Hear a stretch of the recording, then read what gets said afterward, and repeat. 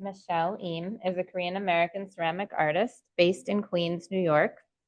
She is a 2024 Artist Fellow at the Museum of Arts and Design, where she was this summer, and is an award recipient of the Center for Craft as a teaching artist. She's also gotten awards from the American Craft Council, Ceramics Monthly. Her residencies and fellowships include Township 10, Watershed Center for Ceramic Art, Penland School of Craft, and the Archie Bray Foundation. She holds a BA in Biological Sciences and Art from the University of Buffalo at SUNY and is a faculty member at Greenwich House Pottery. So I'm going to share screen. Thank you. Thanks for coming. Again, my name is Michelle, and I am an artist based in New York City. Before I talk about the work related to the show and the pieces in the show right now, I wanted to briefly talk about the work that I was making prior to this. So I have a tableware line, which is called Rat Chicks. And Rat Chicks is a play on the words ratchet and rad chicks. And it's about humor. It's leaning into the absurdity and fantasy. And it's tableware. So I'm using the language of surface decoration to really play into this fantasy and butter dishes. These are a couple examples of the butter dish was kind of like a signature piece of this Rat Chicks wear line. So yeah, it's very much surface decoration forward, and the ideas behind it was about bringing in different elements together to create this surface harmony. So it's kind of like making sense out of chaos, kind of. So, you know, you can see like this is called Chutes and Ladders, but there's baguettes sliding down and pizza, pigeons and rats and things like that. But I really kind of like looked at it as like a form, or I really like the strategy of like putting patterns together. So that's kind of what I was focused on. And then I think I felt like I kind of exhausted a lot of the ideas for that tableware, and I really wanted to go back to what I was first interested in when I got into ceramics. So I was a painter before I got into ceramics about 12 years ago. I started at Greenwich House Pottery, and some of the first ceramics that I was interested in was Korean traditional ceramics. So these are some of to the left are some of my first wheel thrown pieces that were largely inspired by the piece to the right, which is a historical moon jar from the 18th century in Korean ceramics, coming from the Joseon dynasty. And so I really wanted to think about that my relationship to this moon jar, which you see over and over again in contemporary ceramics. And it has kind of come to symbolize or represent like the national identity of Korea, which is kind of very confusing for me. And so I thought of the moon jar and just wanted to think more symbolically of it. And so I thought about fertility first and thinking about women in my family. I started this year in January at a residency called Township 10 in Western North Carolina. And during this residency, I built a body of work that was inspired by women in my family. And I was taking a look at their hairstyles. And my women of my mother's generation, it's a typical hairstyle we call pamamori, which translates to permed hair. And it kind of looks like cotton candy or broccoli to me. But, you know, I watched my mother growing up. I was just thinking about it. I watched her for hours perfecting each curl in her hair, just like painstaking work to achieve this beauty standard. And I thought of it as sculpture itself. And I wanted to, you know, build that. So I just kind of like worked on these figures there. And I was beginning to think about how their hair is almost like a shield for them. And my mom, you know, literally talks about how like the more height she gets at the top of her head, the taller she is, and then also how, you know, the status and power she feels when her hair is standing up like that.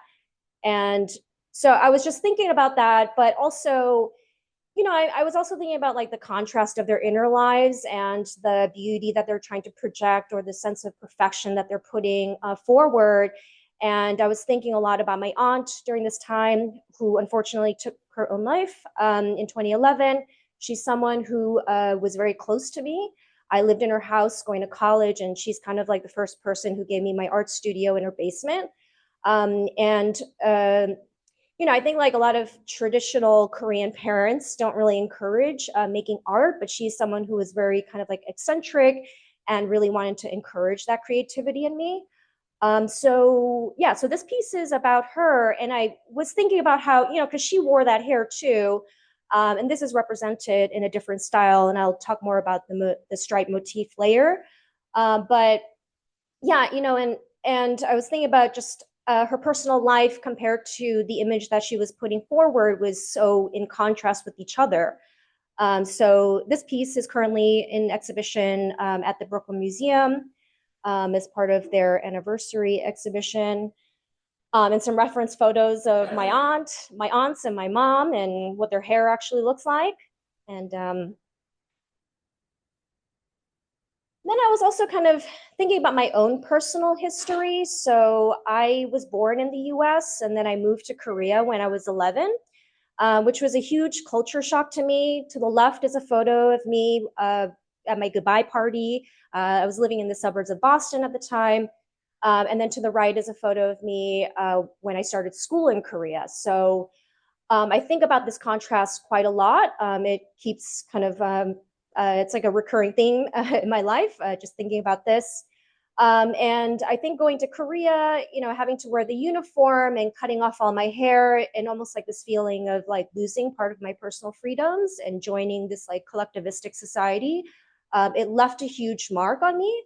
And I think the most interesting experience about this is just like going to your mother country and kind of being seen as a foreigner, even though you look like everybody else. And so was thinking about the moon jar again, and the moon jar it resonates with me in the way that it's formed. So traditionally, and this is an example from the 18th century, it's a classical form in that traditionally the way it's made, it's thrown in two bowls separately, and then they're joined together at the rim. And so there's a slight mark of imperfection that is very characteristic of classical moon jars, and you can kind of see the divot in the middle there. But it's a really perfect way of like thinking about the dualities within my cultural identity, being Korean and American.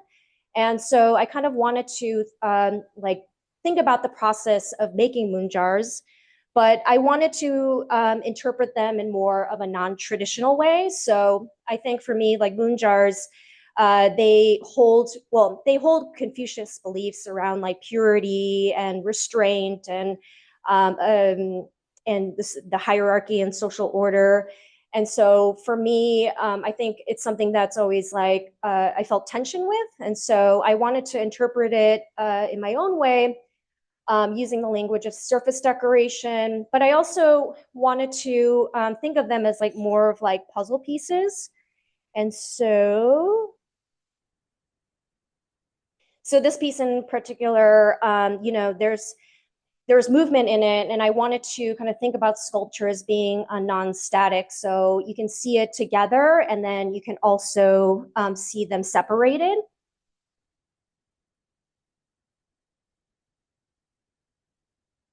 And yeah, so you can see them side by side. This is part of this Moonjar series, which I started at the Museum of Arts and Design. They're all built with coils as a full Moonjar, and then I'm using a process of deconstruction and reassembling, which I think is kind of symbolic of my identity in general. So this one, I thought of an oyster shell opening, or maybe cracking an egg open and seeing something within. And I think I've been kind of like interested in like not just looking at what's on the outer, but what is on the inside.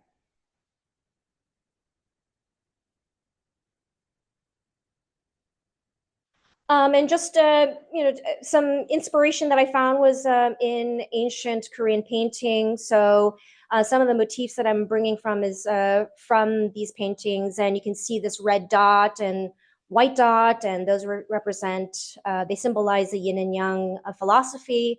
So the red moon, and I mean the red sun and the white moon side by side. So you'll kind of see imagery pulling that I'm pulling from these paintings from history.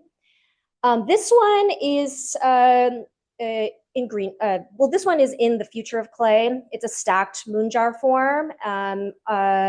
So I built this and then I cut them into 3 different sections and then added slabs in between. Also, which I worked on at the Mad Museum. This is the finished product. I was interested in incorporating textiles as well. I found this material that reminded me of my hair, and I kind of wanted to attach that. So, you know, I love this idea of like being able to see the sculpture in many different ways. And of course, when you pull it apart, which is how it's displayed in the exhibition right now, you can kind of see the layers that are in between, which are not visible when they're stacked on top of each other, of course. And I'll come back to talking about the plane deal. So this is another piece in the future of clay. It's called Hodori, and Hodori is a mascot of the 1988 Seoul Olympics, which is a very important marker in South Korean history. It's kind of seen as like the start of rapid economic development. But through this piece, I'm thinking about the division that exists between North and South Korea. And of course, it's holding a moon jar at the center. It's very loosely connected by a thin thread at the center with this red ball. And the stripes there, you've probably seen it a couple times already, but that's a motif that I've been using. It's pulling from the traditional Korean colors. It's always a combination of these 5 different colors. And then the plate in the front is in the shape of the Korean peninsula. And so I really wanted to kind of like think about the division that exists between North and South, which is, you know, and I guess like, so I should first say like, so it can be seen, it's like a puzzle piece. So you can see it separated, but also when you put it back together, it holds the plate of the Korean Peninsula on top. And I guess, you know, although this is a story specific to the history of the 2 Koreas, I do find that, you know, it's not in isolation from global politics of like political division across many different countries, because the Korean War is really a result of 2 major imperial forces that are still kind of in power. And so it's really kind of like contemplating about this existence of division, North and South, both being kind of almost serving as puppet countries for larger imperial forces. And, you know, when I think about the future of any kind of future, I often think about how, you know, confrontation or this dialogue around confronting militarism is going to be extremely important in the future. So this piece is kind of like thinking about those themes. And then I also, you know, I think we've heard from other artists as well, and you know, resonates to that people are thinking about, you know, this concept of home, and home for me is also very difficult in terms of like where to place that. It often feels very abstract. It's not here. It's really not there culturally. But I think for me, I started to think about this 13, 15 hour long flight to back and forth to Korea, from here to Korea, and how I have this experience of being on that flight and this long journey, feeling a sense of a calm and almost like this feeling of home, like being in a state of transit is really like where home is for me in this abstract sense. And being on that flight, I always find like the most peace and again, calm, kind of like reflecting on a lot of different things. And, you know, depending on which direction you're going, you know, your future is changing. And so that's kind of like what I was thinking about with this piece in the show. And of course, I was thinking about the flight attendants on Korean airline. And, you know, when you look at them, they're kind of like moon jars in the sense, and like, they're so perfect. And, and also just like, I know that there's something behind it also, and it's eerie at the same time. And I was kind of like mesmerized looking at their poise, the mannerisms, and just like the level of perfection in every little detail on their body.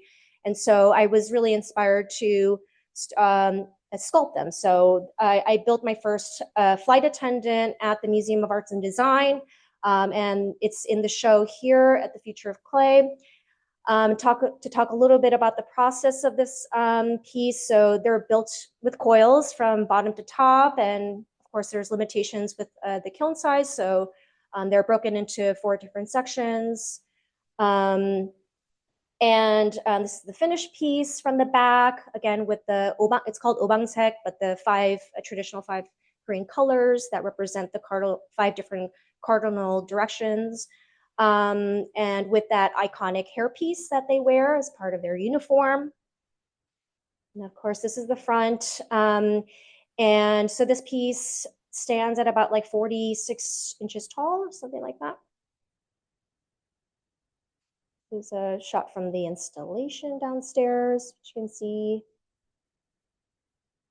And then I was kind of thinking about this incident that happened 10 years ago. So the VP of Korean Airline, Heather Cho, she got on a flight, and she was served a bag of macadamia nuts, and she had this terrible fit, and she was upset that the macadamia nuts were not opened and served properly on a plate. And so she made the plane turn around and land, and then she abused the flight attendants, and then unfortunately she kicked them off. And I was just thinking about just like the ridiculousness of this story. It's like opera and just so many things. It captures like Korean society. And it's really, what's really funny about this is that the sales of macadamia nuts soared through the roof after this incident, which is just very typical of Korean society. I feel the response to it. And so I wanted to kind of bring back humor into the sculptures, and this is called Here Are Your Nuts. And it's just 2 nuts that she's serving. It's a little bit shorter. It's kind of like this tall.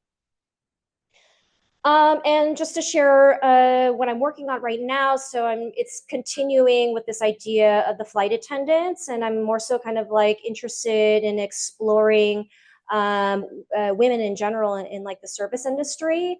And I guess a part of it is like coming from my own personal experience. I worked in a Michelin star fine dining restaurant in New York for some time, and really kind of like understood like what that role is about. And I guess what I'm thinking about is that how these women in these roles, obtain this like strange sense of power and control through an extreme level of like self-repression. And so that's kind of like some of the ideas that I'm thinking through. So I'm building an army of these women, and just like in gaining that control, they become warriors, right? So I was, it's in part inspired by the terracotta warriors in China. And so currently I'm just like working through different poses. I really want to work, kind of like expand on the complexity of these poses, also introducing like humor to it as well. And so it's another example. So they're all being built in different sections. And yeah, so I'm planning to build around like 7 or 8 of them, and I'm working toward the solo show next year in New York. And that's my social, just in a little nugget of like, it's a really small cheerleader. And I just think about like the cheerleader role and how it relates to like other like women in service industry roles. And it's a self-portrait of me holding up moon jars. And I just thought that was kind of funny. Yeah, but Ratchicks is my Instagram handle.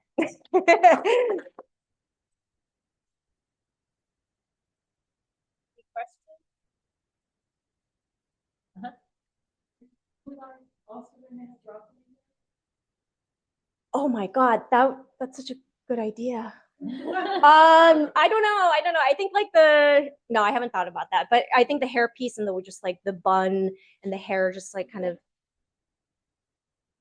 well, it's more so like one hill. It's like a little mound like this. It's like perfectly sculpted, and then like the bun.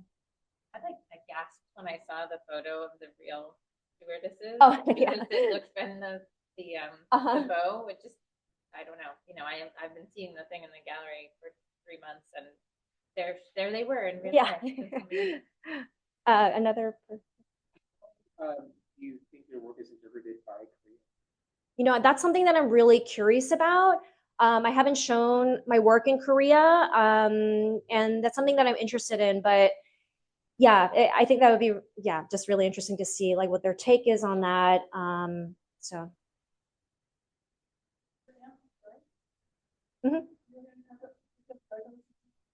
Well, so there's 오방색 and 오간색, and 오방색 is like the the primary colors more so, and then there's like a version of it where they use the intermediary colors, and so that's often seen too. Yeah, that one was of my aunt. Do you have a question? Yeah. Thank you.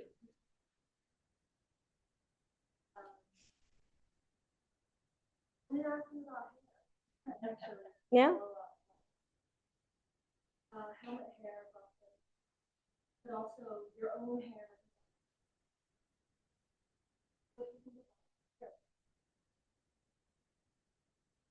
I mean, hair is identity, so it's kind of, I think the permed hair, that example for me is just kind of like it's a little bit twisted, you know? It's like why do you need to like do all that to your hair? And I was always told like, you know, it's almost like a rite of passage to get a perm in Korea, like at a certain age.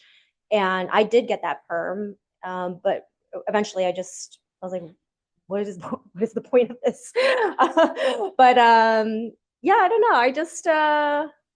I'm not sure. I'm just drawn to it, I guess. And the textile part of it too was it was kind of more of an experimentation. I was like interested in incorporating more textiles, but I think what I came back to is just like I love clay, period.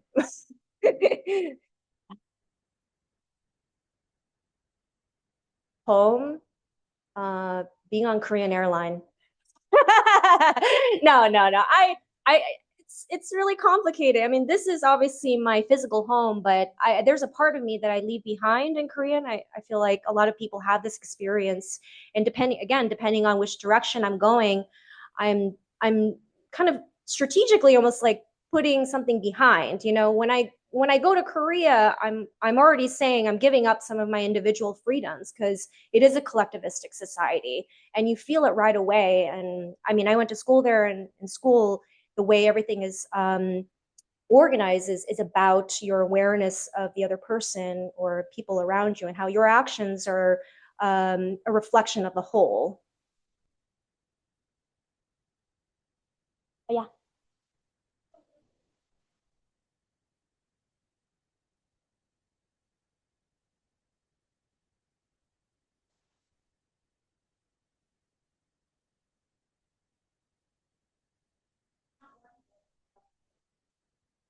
Yeah. You mean in the flight attendants or? Yeah.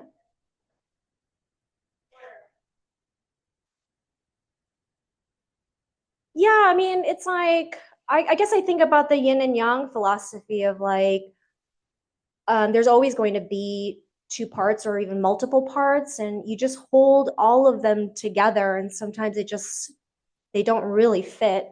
And I guess in the figures, like I think like through the expression or like the emotion that it's supposed to give, I'm trying to express that kind of like tension and oddity of like embodying two very just vastly different ideas and cultures.